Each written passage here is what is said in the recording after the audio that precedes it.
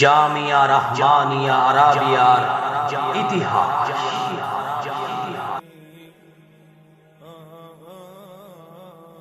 1988 খ্রিস্টাব্দে ঐতিহাসিক 7 মসজিদ কোলে নিয়ে প্রতিষ্ঠিত হয়েছিল আকাবির ও আসলাফের চিন্তাধারার লালন ক্ষেত্র দ্বীনি শিক্ষা প্রতিষ্ঠান জামিয়া রহমানিয়া আরাবিয়া।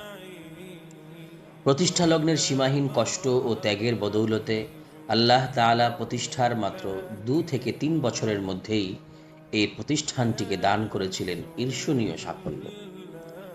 প্রতিষ্ঠাতা ও উদ্যোক্তাগণের বাস্তব অভিজ্ঞতার আলোকে প্রণীত কঠোর নিয়ম নীতি এবং সেগুলোর যথাযথ বাস্তবায়নে সকলের একাত্মতায় এখানে তৈরি হয়েছিল এক নিষ্ঠা ও সৌহার্দ্যপূর্ণ পরিবেশ। ফলে প্রতিষ্ঠাতা ও পরিচালকের কেউই ঘূর্ণাক্ষরেও কল্পনা করতেন না যে শীঘ্রই এখানে কোনো অনৈক্য, বিরোধ ও বিভাজন সৃষ্টি হতে পারে। কিন্তু তাকদীর লিখন না যায় খণ্ডন। এই নির্মমতা এই প্রতিষ্ঠানের মধ্যে তৃতীয় মুহতামিমের দায়িত্বকাল থেকেই উকিঝুঁকি দিতে আরম্ভ করে। এখানেও রোপিত হয় বিভাজনের সেই তিক্ত রাজনীতি ও পরিবার প্রীতির বীজ। অল্পদিনেই যা অঙ্কুর থেকে কাণ্ড ও কাণ্ড থেকে শাখা পল্লবে রূপান্তরিত হয়ে যায়। এক সময় এখানে যারা ছিলেন দেহের হাত পায়ের মতো অবিচ্ছেদ্য অঙ্গ প্রত্যঙ্গ, মাত্র 1 যুগের ব্যবধানে তাদের মাঝে তৈরি হয় পূর্ব পশ্চিমের দূরত্ব, স্থাপিত হয় অনাস্থা, অভিযোগ, দখল ও অভ্যুত্থানের মতো নোংরা সব দৃষ্টান্ত।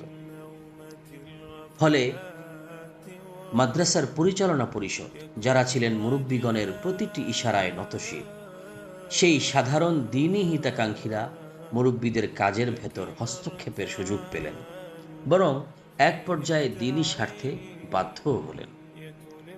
এতে বিরোধ সৃষ্টি হলো এবং বিরোধ একসময়ে বিচ্ছেদে রূপান্তরিত হলো, একটি দেহ হলো দ্বিখণ্ডিত।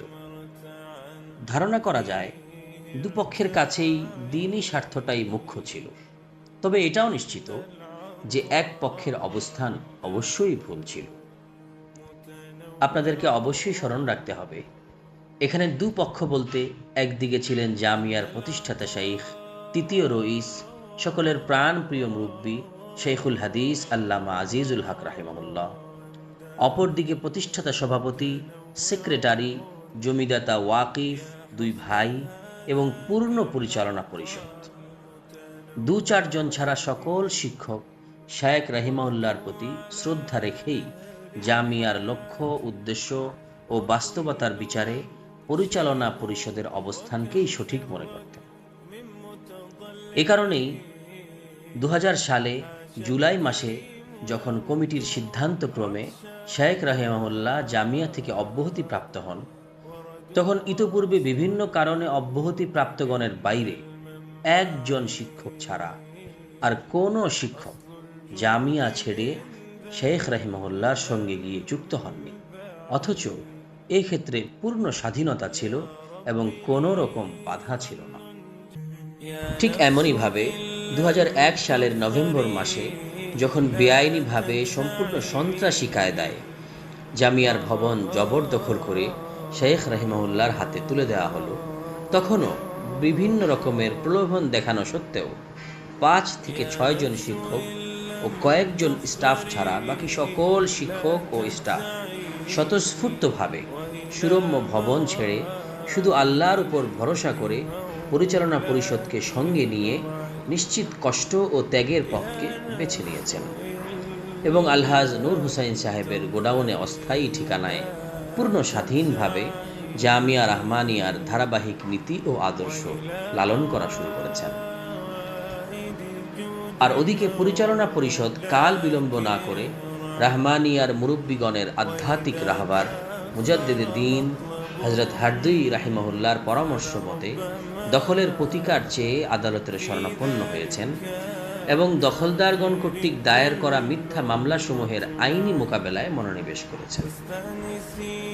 সঠিক তথ্য উপাত্ত ও অনস্বীকার্য প্রমাণের কারণে আদালতের কার্যক্রমে আল্লাহর রহমতে এই কর্তৃপক্ষকে কখনোই ব্যর্থ হতে হয়নি।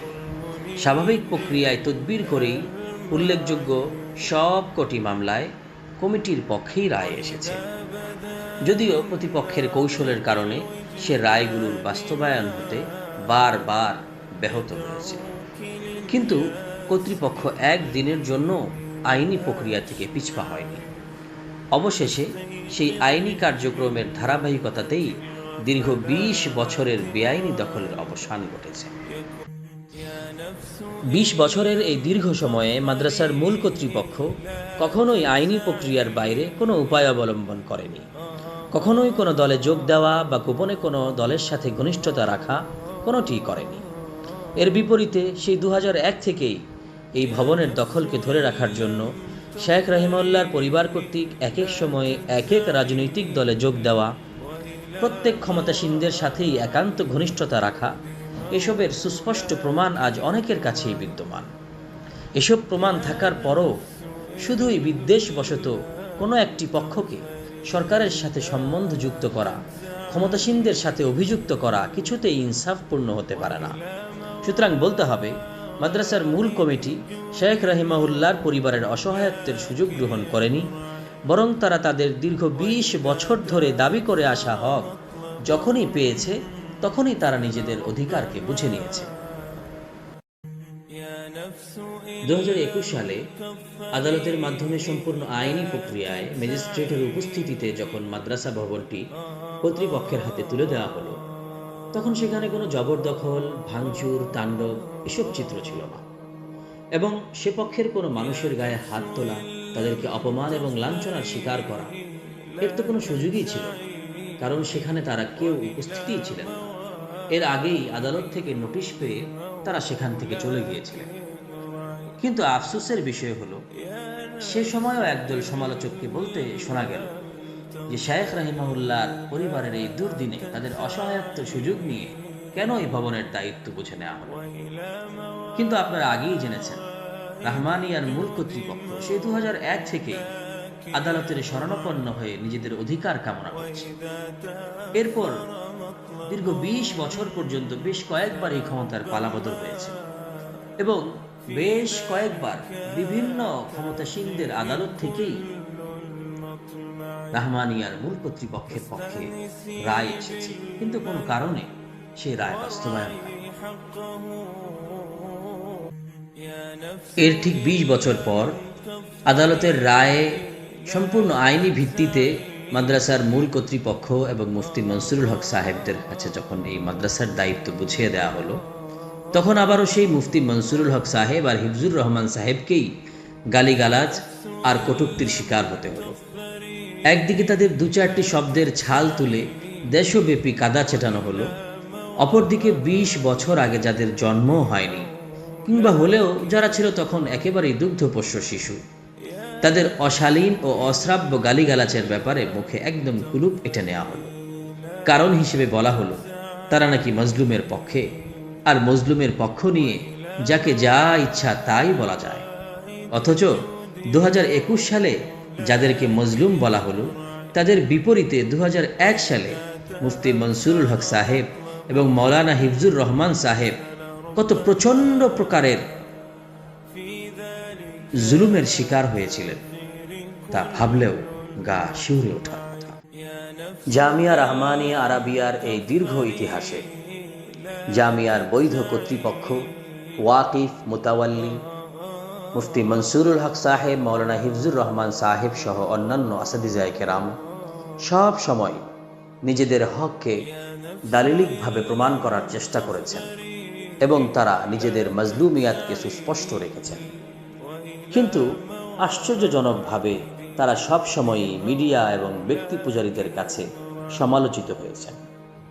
কিন্তু মনে রাখতে হবে, সব জুলুমেরই একটি শেষ আছে, সব সমালোচনারই একটি চূড়ান্ত জবাব আছে। জামিয়া রাহমানিয়া আরাবিয়া এবং এর মুরব্বীদের সাথে করা জুলুমও একদিন শেষ হবে। জামিয়া রাহমানিয়া আরাবিয়ার মুরব্বীদের উপর আরোপিত অপবাদ এবং সমালোচনাও একদিন চূড়ান্তভাবে নির্মূল হবে। এ ব্যাপারে জামিয়ার কর্তৃপক্ষ আল্লাহর কাছেই আশাবাদী। এবার আসি সম্প্রতি সময়ের আলোচনায়। গত ৫ই আগস্ট ২০২৪ তারিখে সে পক্ষ আবারও সেই আগের সন্ত্রাসী কায়দায় তাণ্ডব চালিয়ে, তালা ভেঙে মাদ্রাসায় প্রবেশ করে মাদ্রাসাকে দখল করে নেয়। মাদ্রাসায় সে সময় অবস্থানরত উস্তাদগণের সাথে তারা চরম পর্যায়ের বেয়াদবি করে, ছাত্রদেরকে মারধর করে এবং তাদের টাকা পয়সা ছিনিয়ে নেয়।